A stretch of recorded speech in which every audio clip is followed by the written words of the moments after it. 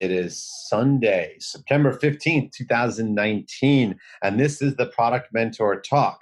Today, we are joined by one of our mentors, Yossi, and he is going to talk to us about the MVP, how to build the right MVP. It might be a lot simpler than you think. Allow me to briefly explain today's format. The Product Mentor program was stood up to help create better product people by pairing experienced product professionals with people looking to advance their product capabilities.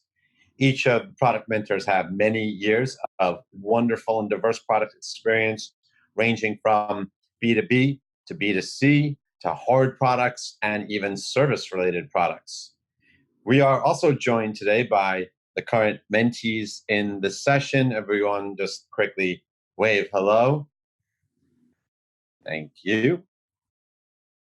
And you could, I would just see them all around your screen. Let's now go around and do some introductions in no particular order other than the order in which you appear on my screen. As a reminder, name, location, your current role, and whether you're a mentor or mentee in the program. Why don't we start with Daniel? Hey, my name is Daniel Mlynsky. I am based in Toronto, Canada. I work for a company called Moto Insight, product manager there, and I am a mentee in the program. Andras. Hey guys, I'm Andras, based in Slovenia, working at Loop Email as a product manager, and I'm a mentee in this program. Yossi. Hey, Yossi, based in New York. I'm a mentor and very happy to be part of the network. I am a founder of a company called Upstack and advisor at a few different sort of scale-up startups. Paul. Hi, my name is Paul Hurwitz. I live in the New York City area, and I'm a product mentor in the program, and I'm VP of product in a consulting mode at the moment. Candace. Hi, I'm Candace Zhang. I'm a mentee in this program. So I'm based in New Jersey and currently is head of product in a company called 10-4. John. Hi there, I'm John Masterson. I'm based here in London in the United Kingdom, and I am the Chief Product Officer at a startup called Improve Well, and I'm a mentor on this program.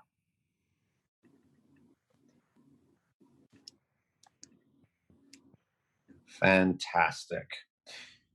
Just a reminder, please post your questions to the Q&A section at theproductmentor.com/live.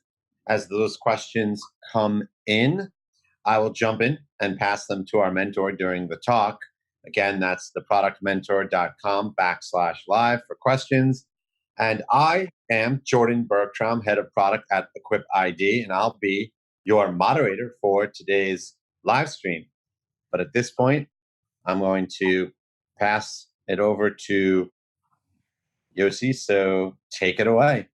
Basically, what I'm going to be talking about is the MVP. MVP, the minimal viable product, is the classic word and phrase that sort of, is brandished around, and it means a lot of different things to different people in my experience. I wanted to go a little bit deeper into that and share some of the thoughts that I had on the topic. Who am I? So, as I said before, I'm an engineer, a product manager, a founder, an inventor, Australian originally. I moved to Brooklyn 3 years ago, father of six awesome kids. There's a little snapshot of some of the stuff that goes on in my life. So that's just a small fraction. I am also a founder of a company called Upstack. So I get to be involved a lot in helping scaling up companies, grow their engineering team with remote talent. Been doing a bunch of work with MealPal, Intercom, Joule, a bunch of other startups. So I help them really across the board a lot of the time. Sometimes they sort of come in a little bit more like an advisor. I'm pretty involved with MealPal, which you guys might know in New York, who are a fast-growing food tech startup. and have spent a lot of time with them from the very early stage all the way through to where they are now. I think they've raised over $35 million and a little bit more. And I love helping and giving back to people and just generally, helping people with stuff that I've already learned. I'm very passionate about building remote teams. That's one of the topics that I'm really big into. And I've previously been before I started my own company, I've been a product manager at Macquarie Bank, their retail stock trading platform. I've been a product owner on Career One, which is a monster-owned company in Australia, like a job board, and a bunch of other stuff as well that you could check out on LinkedIn. So sort of like a bit of a blend between engineering and product skills. So MVP, the classic line that comes out from the lean startup is the features and no more that allows you to ship a product that resonates with early adopters, some of whom will pay you money or give you feedback. So the whole idea is out there that you want to get something out to market, you want to start getting feedback quickly, but I do think it's misunderstood a lot of the time, and I'm going to explain. I think like there's this classic diagram that also comes from the lean startup like this, where it shows like you want to build a car. So you start off with let's say a skateboard over there on the extreme on the left. I'm not going to go into a lot of details here on this idea, but I think that this is where a lot of people go wrong. And what I mean by that is that, you want to build a car or you want to build a whole application that you have in mind.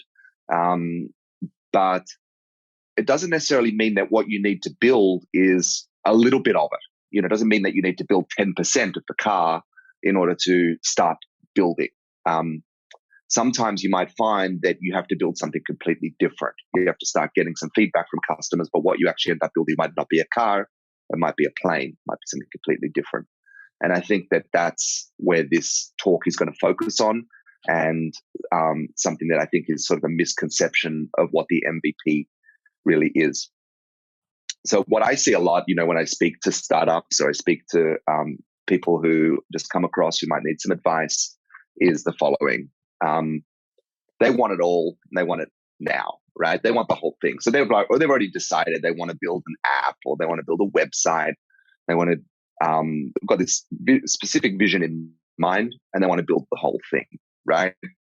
Now, maybe maybe they'll decide that they're going to put a few features on hold, like build like 80% of it, or they're going to build 10% of it, or they're going to build some fraction of the thing that they want to build.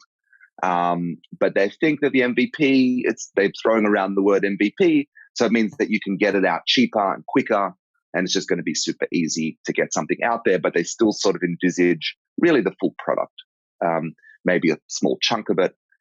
So that's where I think we can maybe do something a little bit different. This is an example. Who's heard something like this? I want to build an Uber, but for pickle delivery, right? That's pretty simple, right? Uber, you just go there, you press a button, it knows where you are. I want to build the Uber for something. I want to build something. Oh yeah, and can I build that in 6 weeks? Is that possible? I just want to get something out there. Little of the thought about that Uber has, a buildings full of engineers building all of the stuff that happens behind the scenes. There's always a lot more to do, and so how do you actually start? So I come across this so often in my day-to-day life, these discussions. And, what I normally do is start thinking about how do you distill this down? I think the MVP process is more about distilling it right down to the bare basics, cutting it right back to the bare basics, and then building back up from there. So, and you'll see what I mean by that. Now, it's really, really important at this stage to get the right foundation for your product in place. And that's why I feel that just doing 10%, 20% of what you imagine the whole thing being might not even be the right direction to go on. You might be going off on the wrong direction. An MVP is not just to save money or time. It's the only way to really move it's really the only way to, if you do the MVP right, it's really the only correct way to sort of move your product idea forwards. Building 20% of the wrong thing isn't going to help. It's going to probably cause a lot of issues. It's sort of like the idea of a tree growing. If you make a little scratch on the seed, and it can affect the entire way the tree grows, and it can grow off in different sort of ways and stuff like that. You've got to get the initial sapling in the right direction is super important. So a little bit of a meditation. here for anyone who's thinking of building a product. And, I was actually had a meeting the other day with the CEO at MealPal, and I was talking about how important, product market fit is, and how important that that moment is when you actually have customers that love what you build. So if you're thinking about fundraising and those discussions that you can have, it is, imagine these two different conversations, right? I've got a great idea, right? I want to build my Uber for pickles. I want to build my idea. I've got some great mock-ups. I've got it in InVision even, right? Got it all sorted out. You guys want to invest? Anyone want to invest, right? That's a tough discussion, right? That's a really, really difficult discussion. That is, I wouldn't even want to have that discussion, let alone invest in something like that at that point, and I think it may have happened in the past. Maybe if the person is a really, really successful entrepreneur and they've done something before, you can have these sorts of discussions because, people are investing more in the person, but not really going to happen. What about if you had a discussion like this, where it was like, I've got 20 paying customers and I've generated $1,000 in revenue, not a lot of money, but something, right? Here are the things that I've learned and here are the next steps. Do you want to invest? I mean, that is a much more enjoyable conversation to have. Hey, I've already got someone paying me for this particular thing that I want to do. That's pretty exciting. That's already starting to get some sort of, product market fit, right? So that leads on to the next idea of product market fit, where you have, it really should be called market product fit in my mind, that the market is who you're selling to, who you're really, servicing. And, you have the market, you've got the people, and they're paying for your product or using your product in some form. Obviously, paying is a great way of seeing if someone likes something. So I think that sort of discussion is really, would just be so much more enjoyable when raising money. I have revenue already. I've already got customers. So only 22% of companies actually find product market fit, right? They only find that connection. They only find something that product that, users are going to love. And so that other, rest of the people, I mean, I don't know what happens to those companies. They probably just like hang around and keep trying, or maybe they iterate. But I think it's really important to remember that if you get this part right, if you can build a product that users are really going to love, that's really changing your life forever. So this isn't like sort of like a side project that you do while you're getting your startup going, and you just want to see, you got to build this product. In the meantime, you might do some research or something. Like getting out there and seeing what customers really want, what the market really wants, and making that fit work is really everything. Like that's enough to take you from being sort of an inventor or an idea and having a company worth hundreds of millions of dollars or billions, like that's the difference. It's life-changing stuff, right? So getting it right at that early stage is really, really important. So I sort of think about it as like savoring the product market fit, like eating a nice piece of chocolate. It's not something that you have to rush. You can just enjoy the taste, you can enjoy the process. You can think about your market. Who is your market? Who are the people that you want to sell to? Why not just stop and think about it? Why not talk to them? Why not understand what they're really doing? So you've got your market, yeah. The customers that you can make happy with what you want to create, right? Just start with them. Then you've got your product or your service, and it might not actually end up being what you thought. You might think I need an app. You might think that you need a website. You might think you want to build something. Be open to the product evolving into something else when you're going through this process of product market fit. Now, thinking about your market, thinking about your customers, start thinking, you really, really try and get into their shoes, think about the pain that they're feeling, think about how can you find those customers? How can you speak to them and feel the world that they're in? I think that's really, really important. Now, think about, are you building this product just for the product's sake? Is it something that you really want to build? Or are you really thinking about the way that your customers want to use it, and how you're going to make something that they're going to love? Because it really is all about them. I think if you're going to go out there building something that you want, that's a recipe for disaster. Now, why also? avoid spending the next, I've seen this so many times, right? But avoid spending the next 6 months, like designing something, making decisions in a bubble, developing something, realizing that, releasing that to the world, and then bragging to your grandmother that you've got this awesome startup and telling your friends, oh, cool, this is what I'm doing. This is what I'm doing. I'm super busy. Meanwhile, no one's even touched this thing. No one's ever even used it, right? No one's ever actually touched your product. You have absolutely no idea. Your grandmother's going to be really impressed at this point. Your friends are going to be impressed. You got your office and you're sitting in there and you're going every day and you seem busy and you feel busy, but you might not really be creating the right thing. So this is when I've come up with what I call my Renegade MVP approach, right? Now, before I dive into this, what I often do and what I often say to people is like, what is the bare minimum that you need to do in order to sort of test this out and to get one paying customer, right?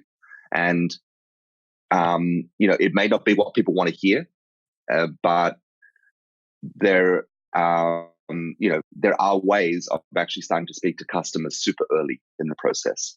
So what I did was I took an example myself, actually, from my mentee.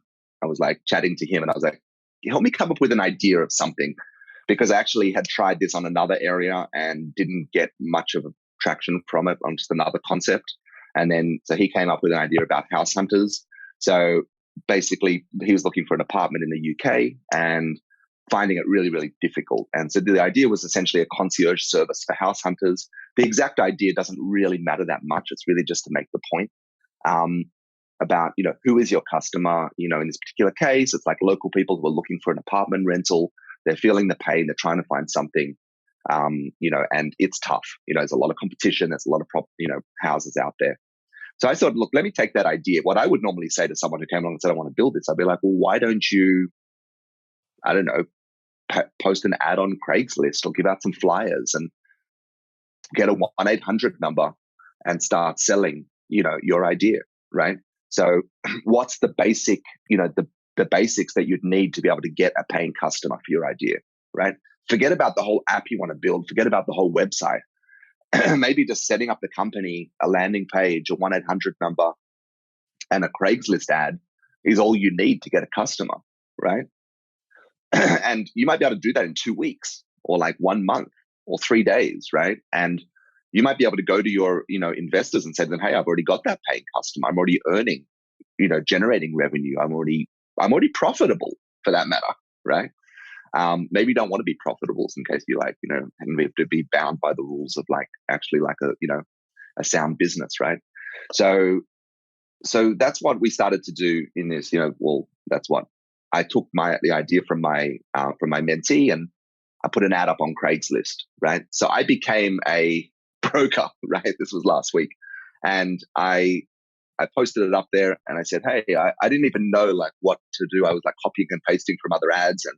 And then he had this whole idea of having a Ford Mustang driving you around from house to house and stuff like that. So it was a little bit of a nonsensical ad that I put up in New York. It cost me $5, right? Or $10 or something to put it up. And, it was really, really interesting because I had this apartment, which is 1,000 feet. I didn't even know what to do. I had 1 bedroom, whatever it was. So I put it up there and I started to get people messaging. So, I started to get all these SMSs coming in, saying, oh, hey, looking for, an apartment in Wall Street and, my daughter is moving there for college. And I started to receive all these messages and I just thought, wow, these are the customers, right? This is the market, right? So pretty quickly with this experiment, I was able to get access to the target market for this concept. I am in a completely different world than going off and building something for the next 6 months. I'm now in a position where I can actually start speaking to people. These people were very open. I was replying back. I was asking them what are they looking for and things like that. Eventually I got to the point where I realized, okay, I sort of have to stop here because I don't really have any apartments to rent them. So I sort of, left it, but it was just a really interesting experiment because I'd been telling people this for a long time and I felt a little bit guilty that I'd never really done it. So I went off and did it. And, I think that the exercise is more of a meditation necessarily then really what you would do. But, you know, I actually think that you might find that you could probably create a really good business with something like this, maybe some Airtable forms or some Google forms. And actually, I mean, I have a lot of friends who are complaining they can't start a business, they don't know what to do. I probably could have closed a deal and made a month's brokerage. I don't know if that's legal, but. So what might happen when you do this process, and this happens to me all the time, founders get really annoyed with this approach, right? Because they're fixated on their app, right? Or their website that they want to build. And they're like, oh, I don't want to go and actually start doing the actual thing and speaking to real customers or whatever. I just want to build this thing and, try and raise $200,000 in seed money or whatever it is. So founders really can often get annoyed by this approach. They're really fixated.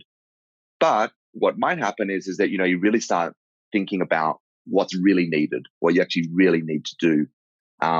You have a chance to speak to the potential clients, your customer, your market, right? You get into the world of your customers. You can ask questions. You might even start generating revenue, and you might realize that you don't need an app, right? And you might have to go back to your grandmother and tell her, sorry, I didn't end up building that app in the end, and she might be a bit disappointed, right? So, you guys probably know a lot about this, but setting up a company is super easy. Like $300 to $500 and on Clerky, and you've got your company set up, getting your landing page set up, having Airtable with different sign up forms, 1-800 number on Grasshopper, and a post on Craigslist, and you're pretty much good to go. And you'll probably appear as big as, I don't know, some big corporate that's out there just by sort of putting that together. So that was a little experiment to sort of, prove the point and feel through the process of, how to distill a product down to its core, bare bones basics, and then building what you need to build in order to actually facilitate that rather than the dream that you have in your mind. Go and get it. Yeah. So try it out, even if it's just a meditative way, but, it might even be something practical. Ping me anytime if you want something. It's my email address there. As always, this presentation will also be posted to our SlideShare channel. And a big thank you from me, Jordan Bergtraum, Head of Product at Equip ID, and to everyone else who joined us today and the Product Mentor. And don't forget, if you're interested in being a product mentor like Brian, to product people of all sorts, visit theproductmentor.com and sign up today. We're always looking for good, willing, strong, talented mentors. And if you're looking to fill a new product job with a great product person, visit our very own free job board at theproductjobs.com.